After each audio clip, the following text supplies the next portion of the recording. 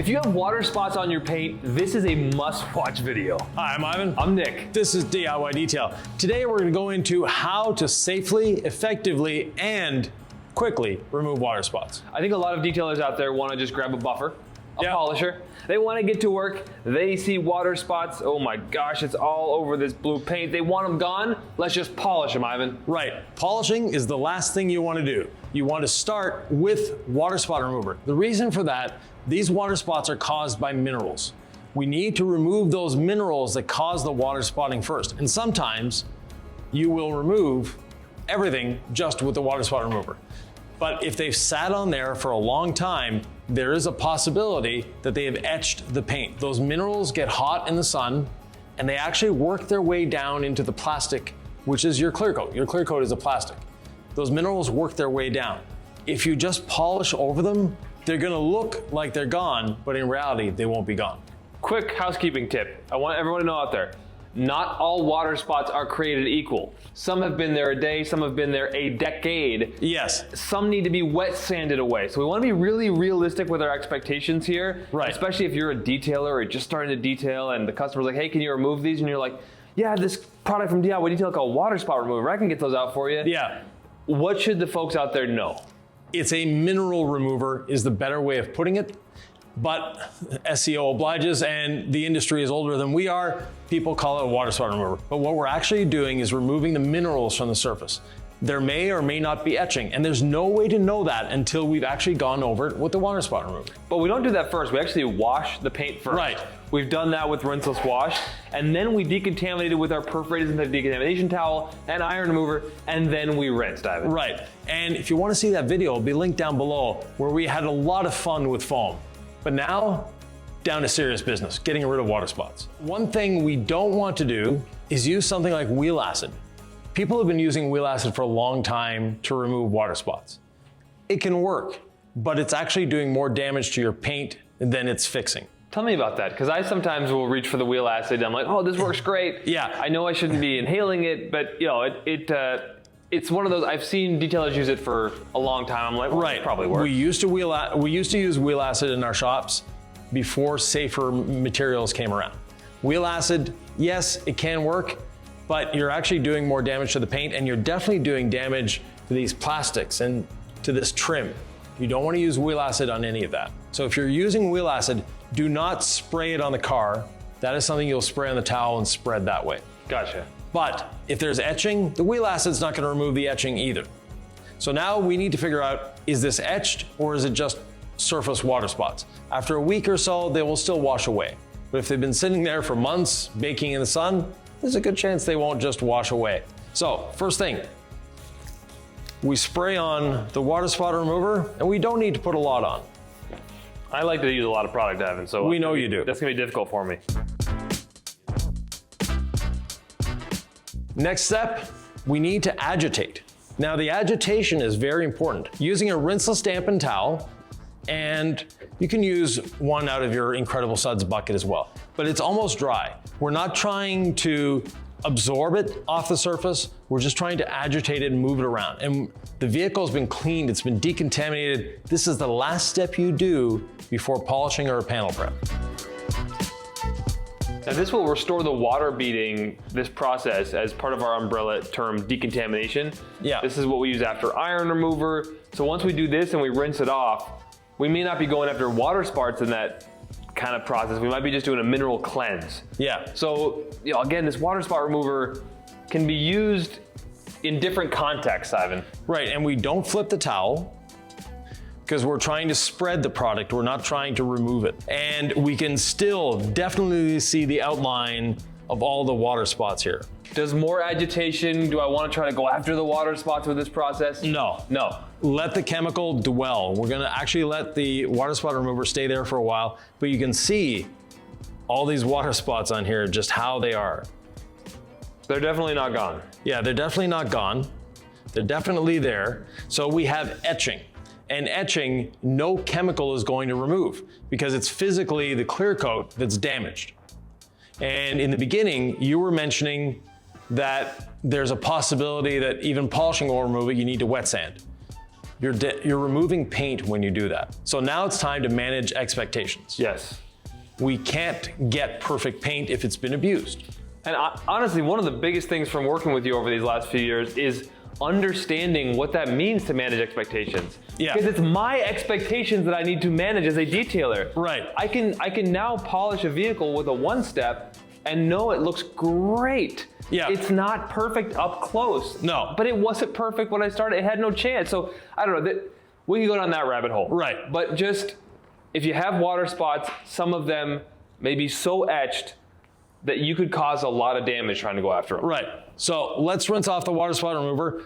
This is something you don't necessarily want to let dry on the surface. It can, not a big deal, but once it's dry, it's not working anymore anyways.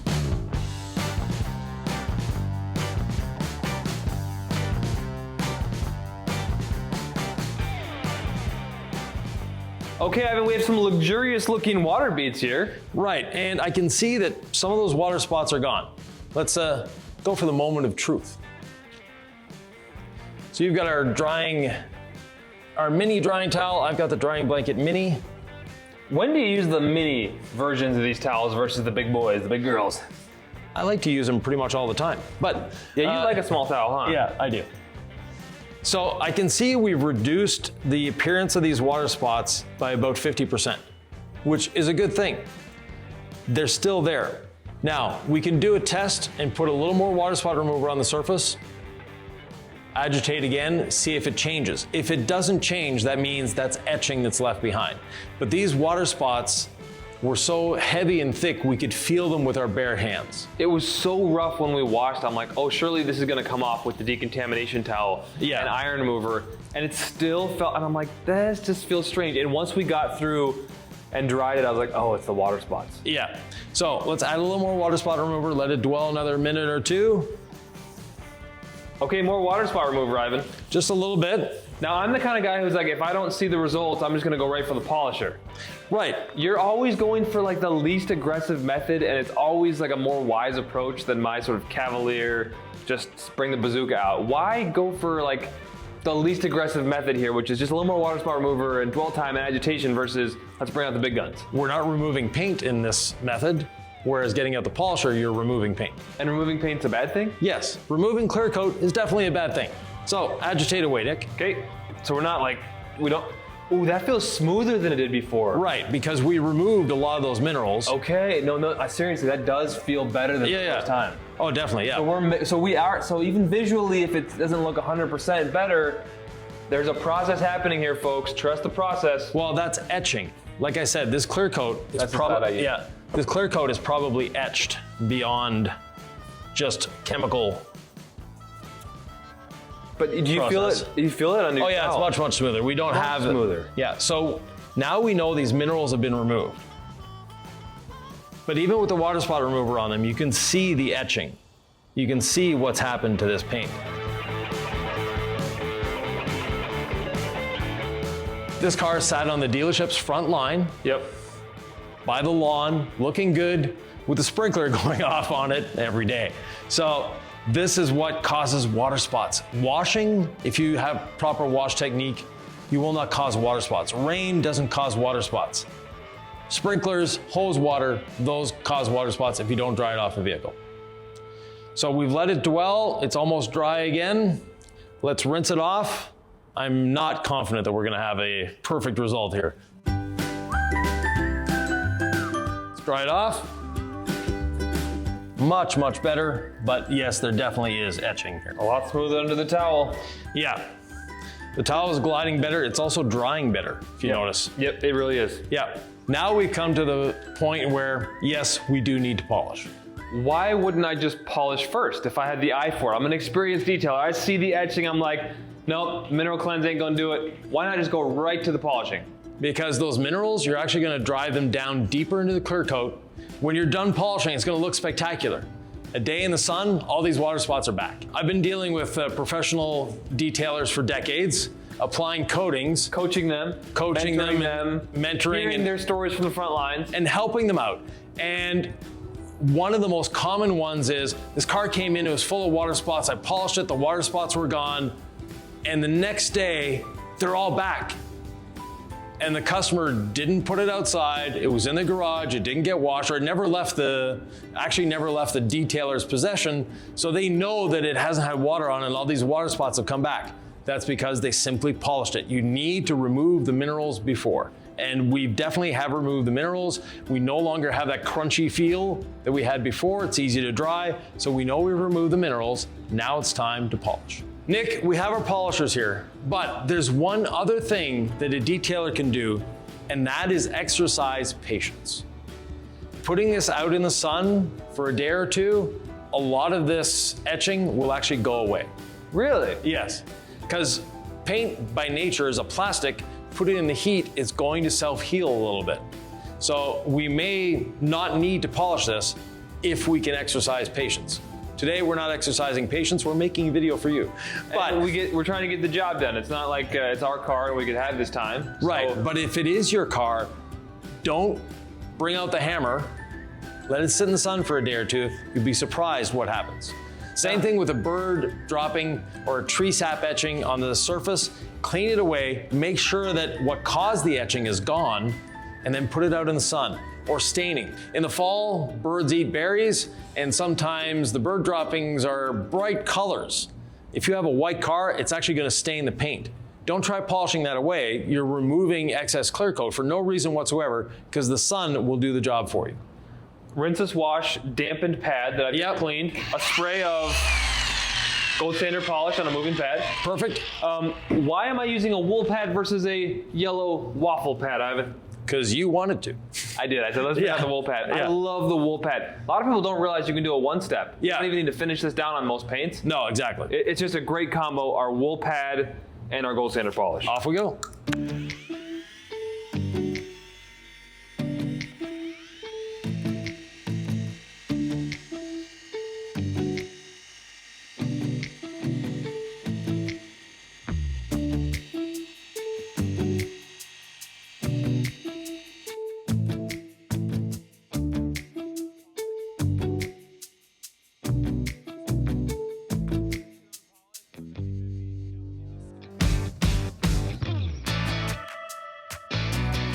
So we can see that etching still. So we need to polish lightly, no pressure on the machine until that is gone.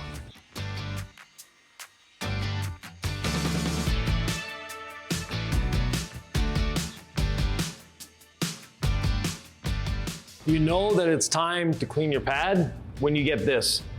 The polish, instead of being nice and uniform like we see here, ends up being all bunched up like that. When it's bunched up and separating from the surface, you're no longer doing any work with that polisher. And Ivan's always so efficient. He's doing a bigger section, and I'm like, oh my gosh, I'm spending more time because I just cleaned my pad after doing half of your section size. But I noticed that too. Yeah. I love the wool pad, so I know it very well. Yeah. And it was clumping up here. It's also going to cut really well when you have fresh abrasive on there. So I'm just like, I'm going to go to my next pass here. Yep. Just kind of do my 2x2 section, clean the pad, and then start again. Right.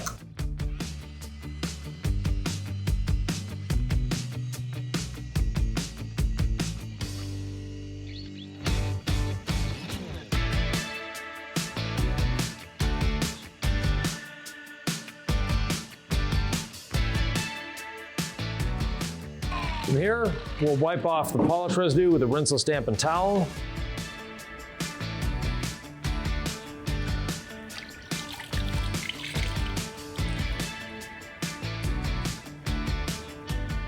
And it's very apparent that we've gotten rid of that etching.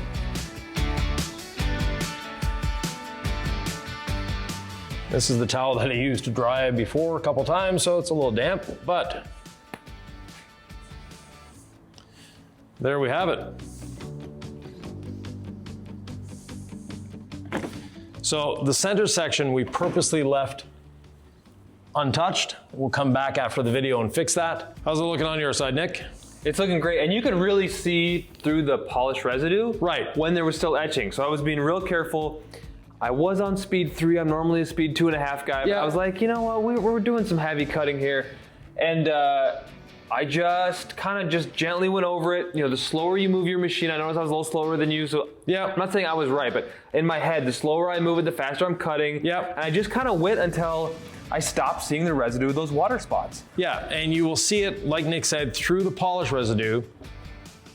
Boy, that looks good, Ivan, doesn't it? Yeah, so we can easily see where we polished and where we haven't. Where we haven't, you can still see those water spot etchings. Where we have polished, it's nice and clear now.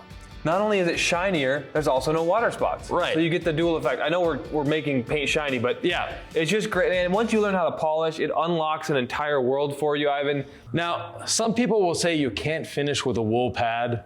They're wrong. Not every paint will be able to do this. But this paint responded very well to the wool pad. We don't need to do a second step here. Well, not all wool pads are created equal. No, they're not. We have designed our wool pad to finish well. Right, it cuts well, it finishes well, and that pad that we used is made for the DA. We have one for the rotary as well, but this was a DA specific pad, and you can see what it's done. I think on daily drivers, I often will reach for the wool pad. Even though we teach the least aggressive method first, I'll always try the yellow pad. Yeah. And it'll look nice, but if, daily drivers in Utah where I live, they often have water spots. Right. And the wool just cuts through a little bit more efficiently, and it also leaves such a shine that I never have to do a second step. No. So, with that, don't forget to subscribe, hit the notification bell. If you have any questions, always feel free to leave them below. We answer every single question. And Nick, is there another video they might want to watch to get a little more in depth on which pad to choose when and where? Oh yeah, we actually have an entire video about that, and it's right here.